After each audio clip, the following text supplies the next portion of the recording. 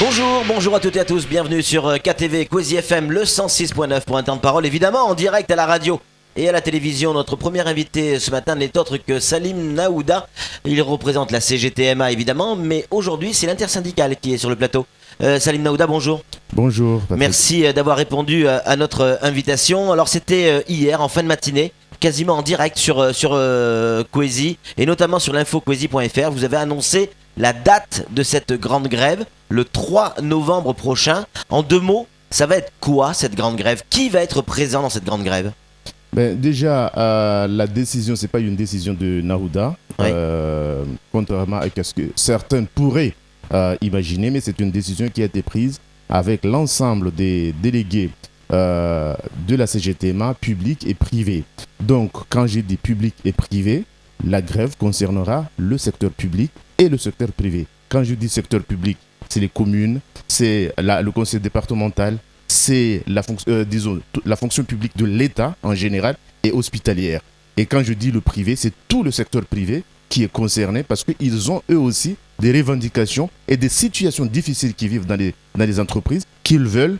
Et ils veulent qu'il y ait des améliorations de ces conditions. Alors pour qu'il y ait intersyndical, il faut qu'il y ait également les autres syndicats. FO et au moins la CFDT. On sait que la FSU a priori va vous suivre. Que ce soit FO ou CFDT n'ont pas encore réuni leurs adhérents pour décider de cette grande grève. Je crois que il faut que les gens se mettent en tête qu'il y a eu des discussions avant entre les secrétaires généraux des syndicats.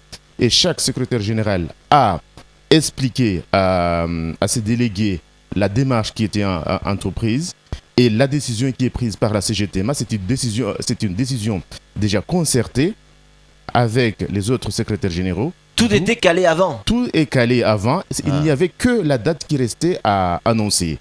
Avec la demande de nos collègues ou camarades enseignants qui sont aujourd'hui en vacances, qui rentrent et qu'ils ont besoin d'une période de préparation, c'est la raison pour laquelle nous avons projeté la date du 3. Alors pourquoi parler déjà de la grande grève alors qu'il y a une CCT là, ce matin? Est-ce qu'il n'y a pas encore raison d'avoir un peu d'espoir? Mais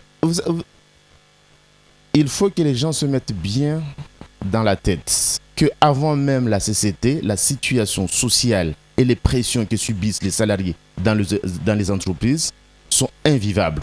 Vous avez là l'exemple très flagrant de la COLAS.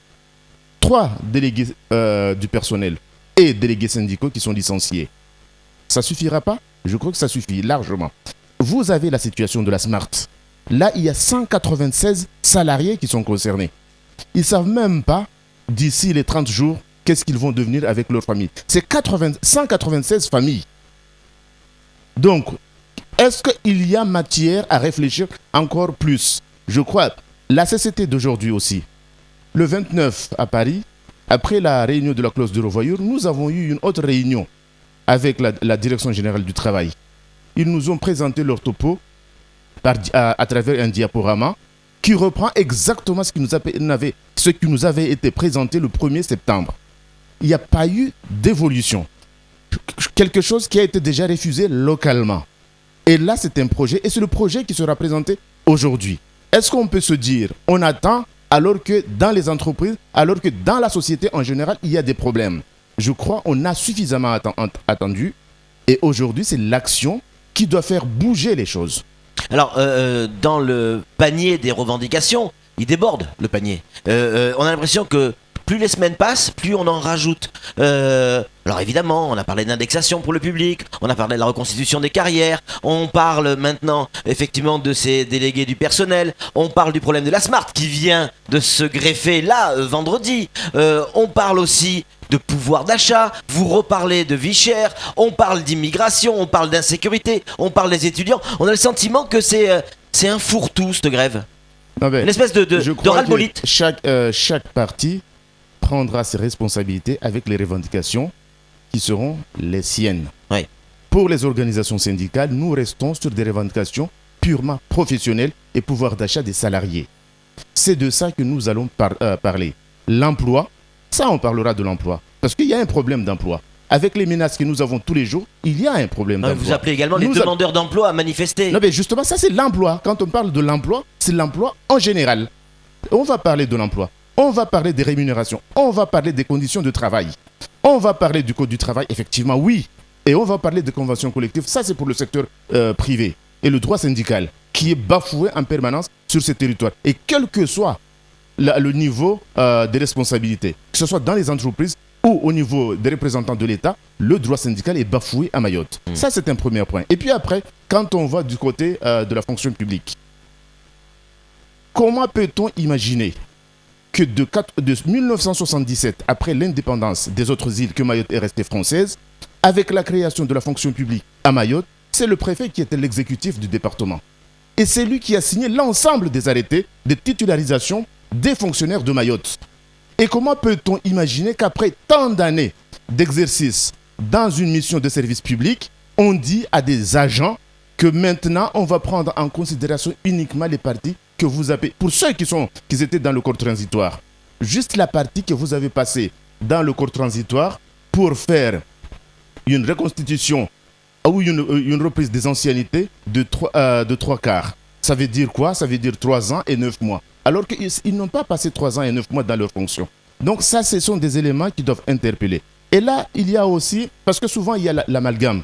Quand on parle de l'attractivité, souvent certains disent c'est une affaire des Muzungu. À la CGT, on ne raisonne pas comme ça. C'est une affaire qui concerne tout le monde. Parce que nous avons des frères. Vous mettez dans le même panier la sécurité également? C'est partie de l'attractivité?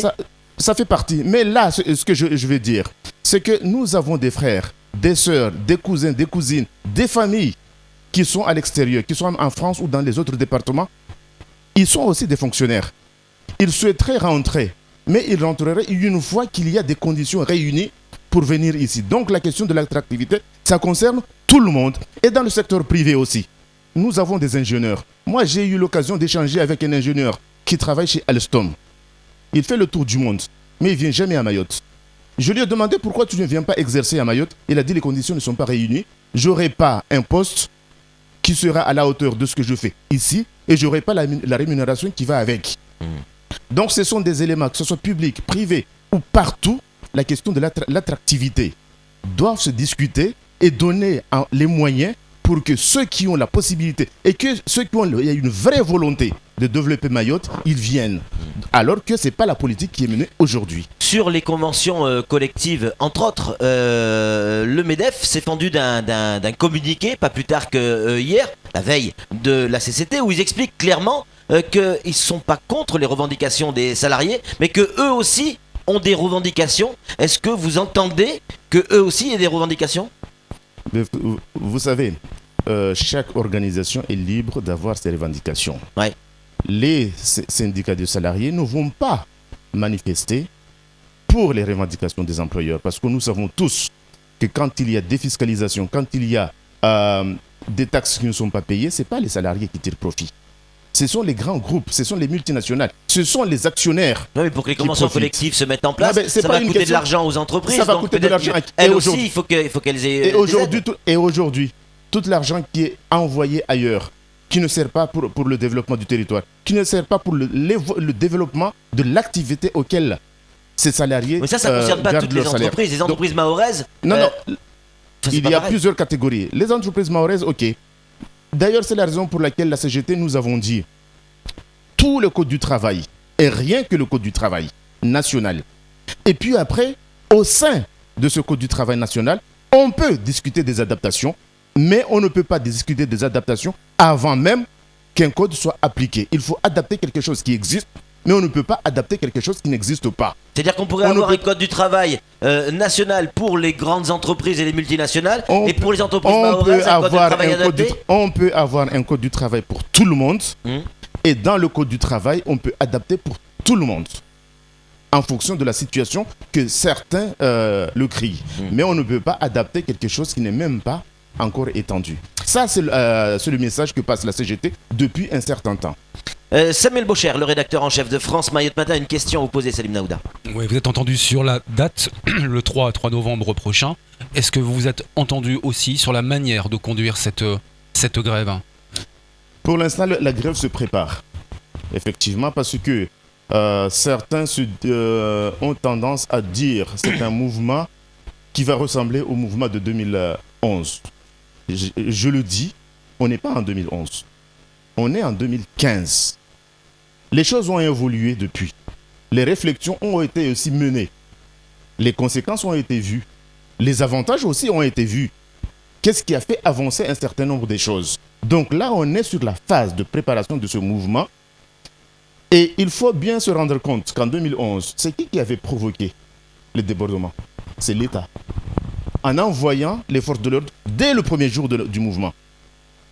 Donc, en envoyant effectivement la force de l'ordre dès le premier jour du mouvement, c'est qu'il n'y a pas une volonté de discussion pour faire avancer les choses. En clair, vous nous dites quoi, Salim Naouda? Qu'il n'y aura pas ce mouvement? Vous dites que ça ne ressemblera pas à 2011, ça veut dire qu'on ne va pas se retrouver dans une situation économique totalement bloquée avec des magasins, etc. Vous allez vous en prendre à qui? J'ai dit que ce n'est pas le souhait des organisations syndicales. D'accord. Ça, c'est la grande différence avec 2011. Voilà, ce n'est pas le souhait des organisations syndicales. Ouais. Par contre, il ne faut pas non plus provoquer les manifestants. Quand vous dites effectivement que cette manifestation n'a rien à voir dans le fonctionnement avec 2011, s'il fallait justement, pour préciser, la différencier avec 2011, celle qui arrive en 2015 par rapport à celle de 2011, ça serait quoi en une phrase? En une phrase, c'est l'égalité. Il faut qu'on applique l'égalité. Mayotte est département aujourd'hui, il faut tout appliquer. La CCT qui va avoir lieu là dans quelques heures, est-ce que vous y croyez honnêtement à ce qui pourrait être dit? Est-ce qu'on peut encore avoir de l'espoir sur cette CCT là? J'ai dit avant d'arriver sur le plateau, j'ai dit que ça fait 13 ans que je suis dans les CCT. Ça fait 13 ans qu'on demande la même chose.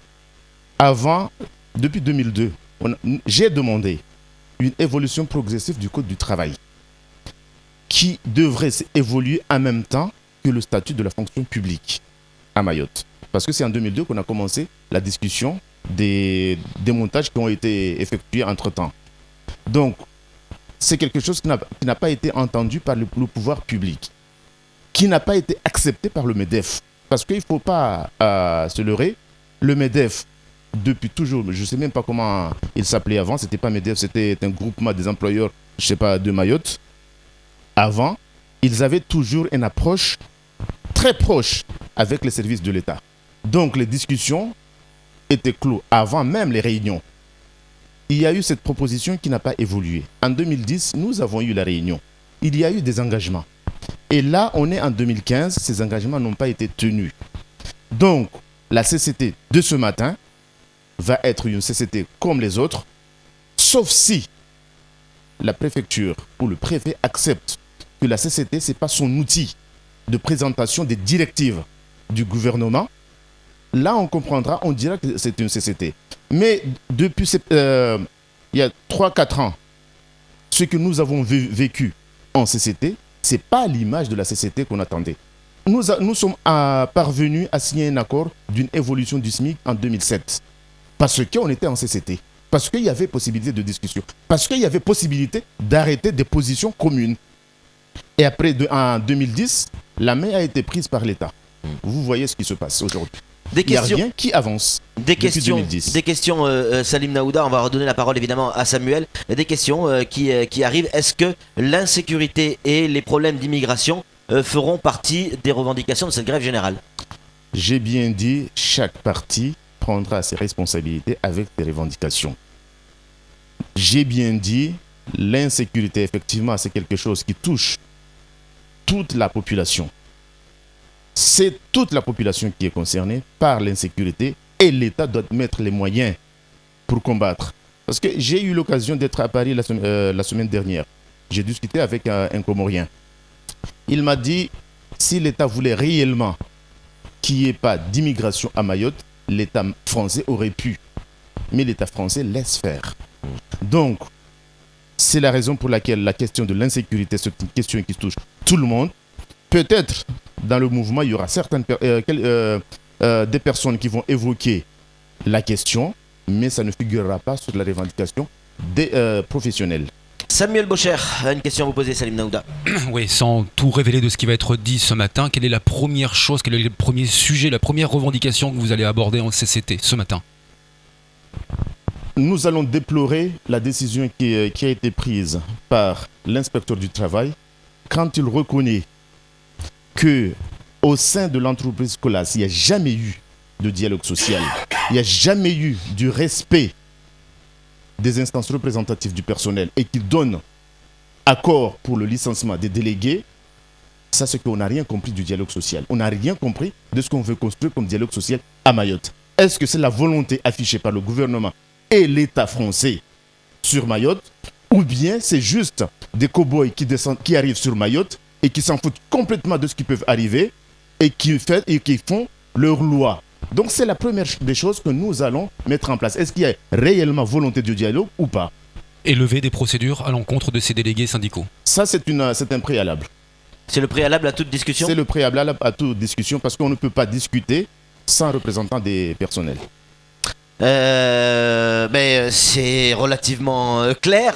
Dernière question, Salim Naouda. Est-ce qu'on peut encore éviter cette grève du 3 novembre? Je crois que la grève est enclenchée avec les événements. C'est trop tard, on ne peut plus l'éviter? C'est trop tard. Quoi qu'il arrive. Quoi qu'il arrive. Quoi qu'ils se disent à la CCT là, c'est foutu. Si la CCT dit OK, nous avons entendu et nous allons construire ensemble. Nous avons compris qu'à Mayotte, on n'a plus besoin des cow-boys, mais des gens qui viennent construire pour l'intérêt général.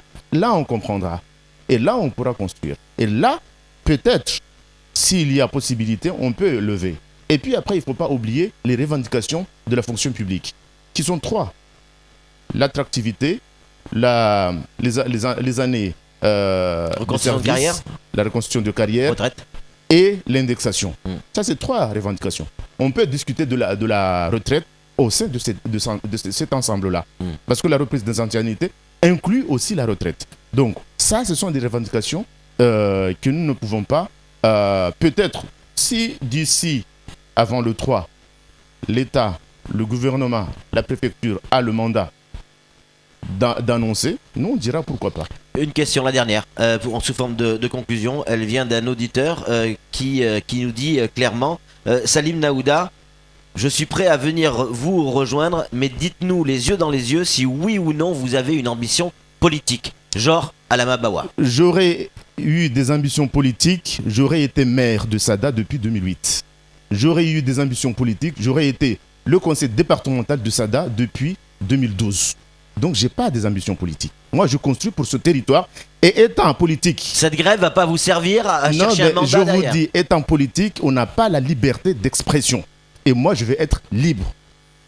Merci beaucoup Salim Naouda pour ce discours de vérité, même si les questions sont parfois un petit peu crues, mais elles méritent d'être posées parce que c'est celle de nos téléspectateurs. Allez, c'est tout pour ce temps de parole. Tout de suite, la suite de nos programmes.